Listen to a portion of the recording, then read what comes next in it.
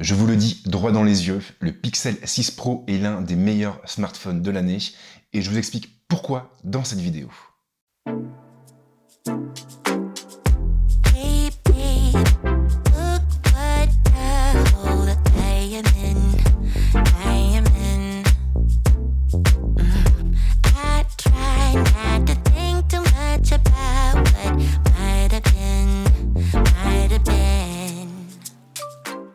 On ne va pas se mentir, le Pixel 5 a été une très bonne surprise. Un smartphone petit, compact, capable de prendre de magnifiques photos, le tout pour un prix très accessible, il avait finalement tout pour séduire. Malgré tout, il a fait l'objet de nombreuses critiques, et beaucoup ont ainsi reproché à Google de ne pas monter suffisamment en gamme. Cette année, la firme a donc pris les choses un peu à contre-courant en lançant deux modèles, le Pixel 6 et le Pixel 6 Pro. Des smartphones à la fois lookés et puissants. Et justement, dans cette vidéo, nous allons nous focaliser sur le plus gros modèle. À bien y réfléchir, il n'y a pas plus différent d'un Pixel 5 que le Pixel 6 Pro.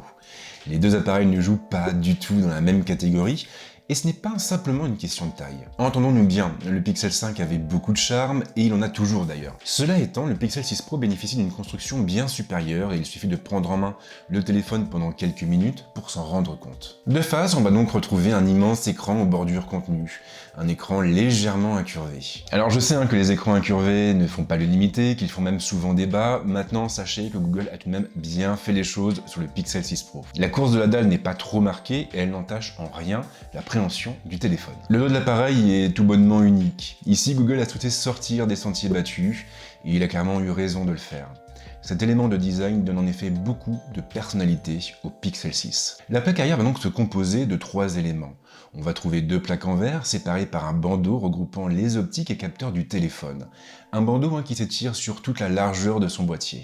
Les plaques de leur côté sont teintes en deux couleurs et ici bien sûr tout va dépendre du modèle choisi. Google a en effet pris le parti de décliner le Pixel 6 Pro en plusieurs coloris. Du moins à l'étranger car en France malheureusement l'appareil est disponible en un seul coloris, noir-gris. Alors je ne sais pas pourquoi la firme a fait ce choix mais ce qui est sûr c'est que c'est vraiment regrettable et encore plus quand on voit les autres coloris qui sont disponibles aux États-Unis ou même ailleurs en Europe. La prise en main est agréable. Les boutons sont tous regroupés sur la tranche droite et le bouton de mise sous tension est situé au-dessus des contrôles du volume. Contrairement à l'année dernière, le lecteur d'empreintes n'est pas placé à l'arrière mais directement intégré à la dalle. Et je l'ai trouvé plutôt précis et réactif. La connectique se limite au strict minimum et donc au port USB type C qui est placé sur la tranche inférieure du téléphone. Il est évidemment difficile d'être surpris puisque les prises jack tendent de plus en plus à disparaître de nos smartphones. De manière plus générale, le Pixel 6 Pro n'est pas ce que l'on peut appeler un poids-plume. L'appareil est très imposant avec un écran qui atteint une diagonale de 6,7 pouces. Il reste cependant agréable en main, notamment grâce à un poids contenu. Il ne dépasse pas les 210 grammes et on est finalement très loin du poids d'un iPhone 13 Pro Max. Notez enfin que le téléphone est certifié IP68 et il ne craindra donc ni l'eau ni la poussière. Le Pixel 5 avait beau avoir de nombreuses qualités, beaucoup ont été déçus par sa fiche technique, une fiche technique jugée un peu trop moyenne. Et bien autant vous prévenir, le Pixel 6 Pro n'aura absolument pas ce problème. L'écran pour commencer est tout bonnement magnifique. Google a porté son choix sur une dalle OLED de 6,7 pouces, une dalle LTPO qui atteint une résolution en 3120 par 1440 pour une densité de pixels de 512 pixels par pouce. Les contrastes sont bien entendu infinis et la luminosité est suffisamment élevée pour rendre le téléphone utilisable en plein soleil. Rien à dire au niveau des couleurs, alors tout va dépendre des contenus, mais l'écran du Pixel 6 Pro pourra afficher au maximum 24 bits, soit 16 millions de couleurs. A noter que Google vous laissera le choix entre trois profils différents, naturel, couleur rehaussée ou affichage adaptatif. Quoi qu'il en soit, cet écran est idéal pour les mordus de films et de séries. On prend plaisir à regarder des vidéos dessus et on ne peut que saluer les efforts qui ont été faits par Google. Surtout que cette dalle a une autre particularité, elle peut atteindre un taux de rafraîchissement de 120 Hz. Ici, et sans surprise, Google a opté pour un mode adaptatif. Le taux va donc varier en fonction du contenu affiché. Alors forcément, pour les joueurs, ça va faire toute la différence. Pour les joueurs, mais pas que, car les transitions, les défilements seront aussi plus fluides, et ce haut taux de rafraîchissement va donc participer à améliorer l'expérience utilisateur globale. Ce qui nous amène finalement à un point crucial, le Tensor. Google décrit cette puce comme son premier SoC, ou System on Chip, maison. Toutefois, la firme ne donne que peu d'informations techniques sur son architecture. J'ai donc installé une application permettant d'accéder aux données techniques de la puce, et d'après cette dernière, Tensor serait composé de 8 cœurs répartis en 3 clusters avec une architecture de type Big Little. On a donc un cluster qui regroupe 2 cœurs cadencés à 2,80 GHz, un autre cluster qui regroupe 2 autres cœurs cadencés à 2,25 GHz et un dernier avec 4 cœurs basse consommation cadencés à 1,80 GHz. L'application indique aussi que les cœurs les plus rapides sont en réalité des Cortex X1 contre des Cortex A76 et A55 pour les deux autres. Pour la partie GPU, Google semble s'être tourné vers un Mali G78, une puce que l'on retrouve sur pas mal de configurations. Le tout est épaulé par 12 Go de RAM en LPDDR5 et par 128 Go de stockage en UFS 3.1. Un coprocesseur Titan M2 est également présent. On a donc une architecture assez complexe, mais la question que vous posez sans doute, c'est de savoir quelles sont les performances de cette puce. Alors, je ne suis pas fan de ces solutions, mais j'ai fait tourner Geekbench 5 pour avoir un élément de réponse. Et concrètement donc, Tensor, je ne sais pas comment on le dit, a obtenu 1039 points en single core et 2817 points en multicore. C'est pas mal, mais finalement ce ne sont que des chiffres. Ce qui est intéressant, c'est de les comparer aux performances d'autres puces. J'ai donc fait tourner la même solution sur l'iPhone 13 Pro et sur le Oppo Fan X3 Pro. L'iPhone a obtenu de son côté un score de 1713 points en single core et de 4659 points en multicore. Quant au Oppo Fan X3 Pro et à son Snapdragon 888, ils atteignent de leur côté les 1010 points en single core et les 3179 points en multicore. Techniquement donc, Tensor semble être un petit peu en dessous de ses principaux concurrents, mais tout ça ce ne sont que des chiffres, c'est un petit peu abstrait, et ce qui est important, ce sur quoi il faut se concentrer finalement, ce sont les performances au quotidien, en pratique et à l'usage. Et là en l'occurrence, eh bien, je n'ai noté aucun ralentissement, même sur des jeux très gourmands. On reste sur des performances qui sont extrêmement correctes, on a une belle fluidité, on n'a pas de lag, pas de freeze, pas de temps d'attente entre le moment où on va lancer l'application et le moment où elle va s'ouvrir. Donc quelque part, eh bien, même si Tensor n'est pas la puce la plus puissante du marché, elle reste tout de même très correcte et elle offre des performances dignes d'appareils haut de gamme. Concernant l'autonomie, elle est assurée par une batterie de 5000 mAh. Alors sur son site, Google évoque une autonomie moyenne de plus de 24 heures et clairement la promesse est respectée. De mon côté, j'ai tenu en moyenne une journée et demie avec chaque charge. La charge rapide répond aussi présente, mais elle reste limitée aux 30 watts. Elle permettra cependant au Pixel 6 Pro d'atteindre les 50% de charge en 30 minutes. Alors attention par contre, car vous devrez impérativement investir dans un chargeur compatible, le terminal étant livré sans bloc. Autre précision, le Pixel 6 Pro prend en charge le Qi. Le terminal sera aussi capable de recharger d'autres appareils puisqu'il bénéficie de la charge inversée. Alors je ne l'ai pas encore évoqué, mais le volet audio est clairement très correct. On a 2 haut-parleurs avec un son qui est profond. On a des basses qui sont présentes, mais qui n'écrasent pas les médiums et les aigus. Et en fin de compte, eh bien, on aura une offre suffisante pour pouvoir se plonger corps et âme dans nos films, dans nos séries ou même dans nos jeux. Rien à dire de particulier concernant les appels, ils sont de bonne qualité, nos correspondants entendent bien notre voix et le Pixel 6 Pro est bien entendu compatible 5G. Les pixels ont toujours été appréciés pour la qualité de leurs photos. Toutefois, les modèles précédents souffraient d'une limitation technique importante. Ils se contentaient de 2 focales. Le Pixel 6 Pro de son côté sera bien plus flexible et à son bord on va donc retrouver pas moins de 3 capteurs différents. Le capteur principal atteint les 50 millions de pixels. Google a opté pour une matrice quad Bayer avec 4 pixels derrière chaque carré de couleur. Pour l'accompagner, on a un grand angle qui ouvre à 1.82 et qui offre un champ de vision de 82 degrés avec un OIS et donc avec un système de stabilisation optique. Le second capteur se limite à une définition de 12 millions de pixels. Il est couplé à un ultra grand angle qui ouvre à 2.2 avec un champ de vision de 114 degrés. Quant au dernier capteur, il atteint les 48 millions de pixels et il est associé à un téléobjectif qui ouvre à 3.5 et surtout qui offre un champ de vision de 23 degrés et un zoom optique en 4 fois. Il est lui aussi équipé d'un OIS. Et puis, pour compléter l'ensemble, Google a aussi placé à bord du Pixel 6 Pro un capteur LDAF et donc un autofocus laser. Et en pratique, autant vous prévenir, le Pixel 6 Pro est capable d'obtenir des résultats tout simplement déments. De jour, le Pixel 6 Pro est tout bonnement inattaquable, à condition cependant de bien se placer. Alors clairement, l'appareil sera capable de restituer des images très piquées, des images qui afficheront un haut niveau de détail et une dynamique des plus convaincantes. Les couleurs sont naturelles, la mise au point est à la fois rapide et précise, et en plus, le terminal sera même capable de restituer une belle profondeur de champ avec un bokeh à la fois doux et naturel. En revanche, attention au contre-jour. Le terminal est en effet très sensible à l'éblouissement et des halos lumineux assez disgracieux apparaîtront en situation de contre-jour ou même sur des scènes fortement illuminées. Je m'attendais évidemment à ce que la qualité baisse drastiquement en intérieur, mais cela n'a pas été le cas. En réalité, l'appareil reste précis et efficace, même lorsque la luminosité ambiante tend à baisser. On conserve donc un haut niveau de détail et une très belle dynamique. Rien à dire non plus sur la mise au point, je n'ai pas constaté de loupé particulier, et le téléphone a compris à chaque fois ce que je cherchais à photographier. Pour tester le Pixel 6 Pro de nuit, je me suis rendu à Ceris, et encore une fois, l'appareil m'a agréablement surpris. Non content de conserver un beau piqué, il a également su me convaincre par la précision de sa balance des blancs et sur la gestion des artefacts. Contrairement à beaucoup de terminaux concurrents, il n'a ainsi pas cherché à éclairer artificiellement la nuit.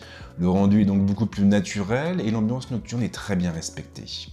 En revanche, j'ai constaté une fois encore une certaine sensibilité aux éblouissements.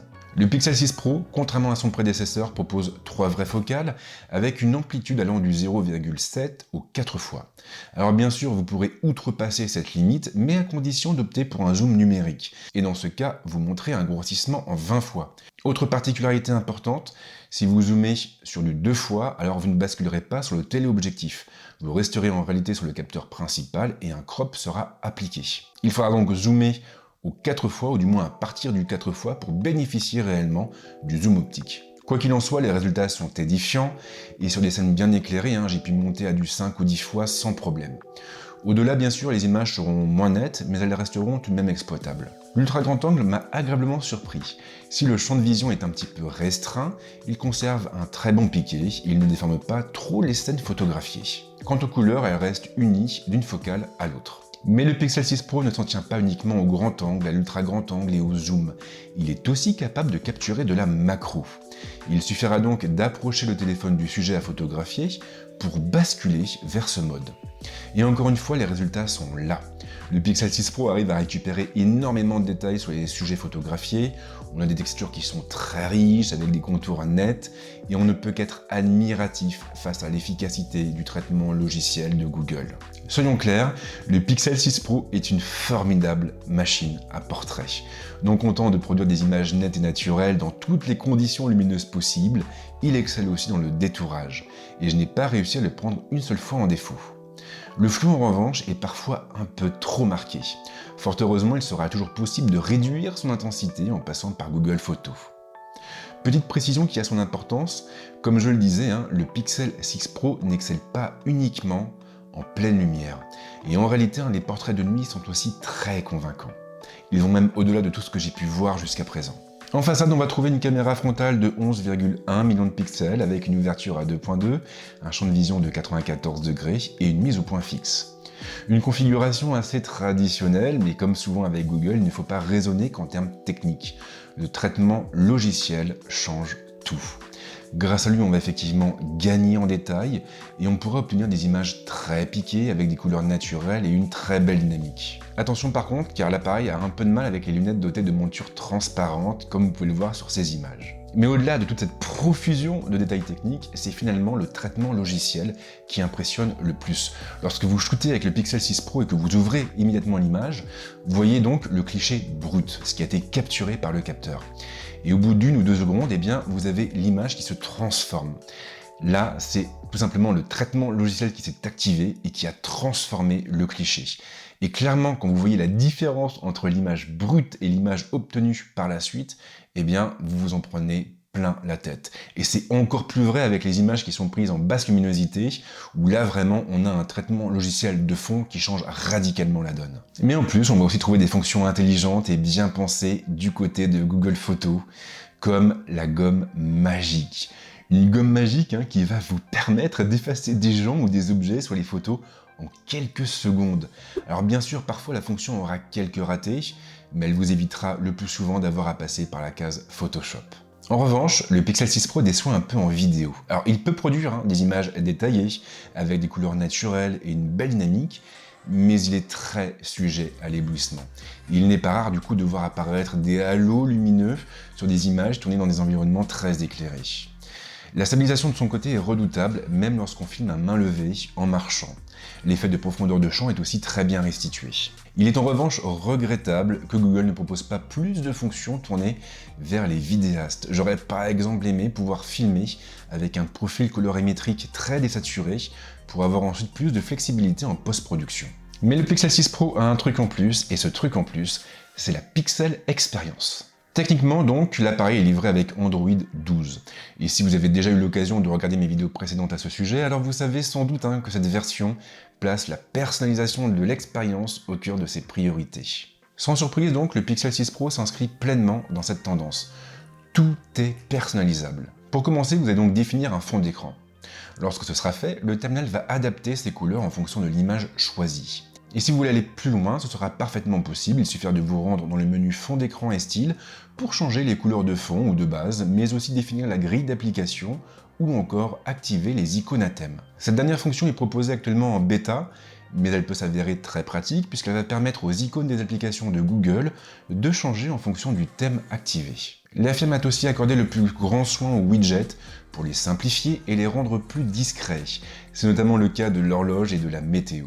Alors le résultat est très classe, ces nouveaux widgets sont magnifiques, mais malheureusement tous les éditeurs, tous les développeurs n'ont pas encore pris le pli et j'espère sincèrement qu'ils adapteront prochainement leurs widgets à l'interface Material You. Mais la Pixel Experience, ce n'est pas qu'une jolie interface. Ce sont aussi des fonctions intelligentes, bien pensées et tournées vers l'utilisateur. Parmi ces dernières, on pourrait citer l'affichage d'infos sur l'appelant, par exemple, mais aussi et surtout la dictée vocale Google Assistant, disponible sur toutes les applications. On pourra en profiter depuis Gmail, mais aussi depuis tous nos réseaux sociaux. Et en prime, elle est en plus très efficace. Toujours au rayon des fonctions incitées, il y a aussi l'outil de traduction intégré au message. Il est complètement fou. Non content de traduire les messages qui vous seront envoyés dans votre langue, il vous permettra aussi de rédiger des réponses en français, de les traduire automatiquement et en temps réel dans la langue de votre correspondant. Et encore une fois, ça fonctionne extrêmement bien. Dans le même ordre d'idée, vous pourrez aussi traduire des affiches ou n'importe quel autre média de la vie réelle grâce à Google Lens par le biais du mode traduire. Il vous en faut plus ? Pas de problème. Si vous allez dans les réglages, et plus précisément dans le menu consacré à l'accessibilité, vous trouverez d'autres fonctions similaires à activer. Des fonctions qui vont vous permettre, par exemple, de générer des sous-titres traduits dans votre langue sur tous les médias, même ceux qui sont lus depuis votre fil d'actualité Twitter. Mais aussi d'accéder à l'outil de transcription instantanée qui traduira tout ce que vous dites en temps réel. Puisqu'on en parle, on a aussi l'outil de transcription qui fait enfin son entrée en France. Et si ce dernier pourra fonctionner comme un dictaphone et enregistrer le son capté par les microphones présents à bord du Pixel 6 Pro, on aura aussi un outil de transcription qui devrait faire la joie des journalistes et des intervieweurs. Alors côté sécurité, Google a déployé pas mal de dispositifs pour améliorer la sécurité de nos données. La puce Tensor intègre effectivement un cœur qui est entièrement tourné vers la sécurité, mais aussi plusieurs couches matérielles qui sont destinées à sauvegarder, à protéger, à sécuriser l'accès à nos informations les plus confidentielles. En prime, Google promet aussi 5 années de mise à jour de sécurité et on a un hub entièrement tourné vers la sécurité. Un hub qui nous permettra de savoir concrètement ce qui se passe sur notre téléphone et si nous avons tout bien configuré. Mais au-delà de toutes ces fonctions, finalement, ce qui m'a le plus frappé, c'est cette volonté de créer une plateforme adaptée à tous. Aujourd'hui, vous avez beaucoup de constructeurs qui proposent leurs propres surcouches, et généralement, ces surcouches vont imposer une interface. Il y a bien sûr quelques exceptions, comme Oppo qui intègre un outil de personnalisation très avancé, et même qui va au-delà de ce que propose actuellement Android 12, mais voilà, la plupart du temps, vous êtes forcé d'utiliser une interface qui a été définie par des développeurs, par des gens différents de vous. Et ça, pour moi, quelque part, c'est un petit peu une erreur, puisque chaque personne, chaque mobinaute, chaque utilisateur va avoir des besoins, va avoir des envies qui lui sont propres. Google a donc voulu rendre sa plateforme la plus flexible possible, et pour moi, c'est clairement un choix très judicieux. C'est d'autant plus judicieux qu'en face, nous avons des plateformes qui sont parfois un petit peu trop psychorigides. Alors vous l'aurez sans doute compris, mais pour moi, le Pixel 6 Pro est clairement une très bonne surprise. On a des finitions qui sont soignées, on a un look original, on a une fiche technique qui est franchement redoutable avec un écran magnifique, une puce puissante, une belle autonomie, mais surtout on a trois focales qui rendent l'appareil extrêmement flexible et qui feront la joie de tous les photographes. Tout ça avec la Pixel Experience que je viens d'évoquer. C'est magnifique, surtout que derrière, en plus, on a un prix de vente qui est franchement intéressant. Le Pixel 6 Pro est proposé à 899 €. Il est donc moins cher que la plupart de ses concurrents. Mais en plus de ça, Google a aussi mis en place une offre de précommande qui vous permettra de repartir avec un casque Bose 700 offert. Un casque d'une valeur de 400 €. On peut donc dire que Google a frappé très très fort, et je pense sincèrement que les Pixel 6 vont permettre à la marque de toucher un public beaucoup plus large. Voilà donc pour ce test du Pixel 6 Pro, j'espère qu'il vous a plu. Si c'est le cas, n'hésitez pas à liker la vidéo, à la partager, pensez aussi à vous abonner à la chaîne, et quant à nous, on se retrouve très vite avec d'autres tests. Ciao!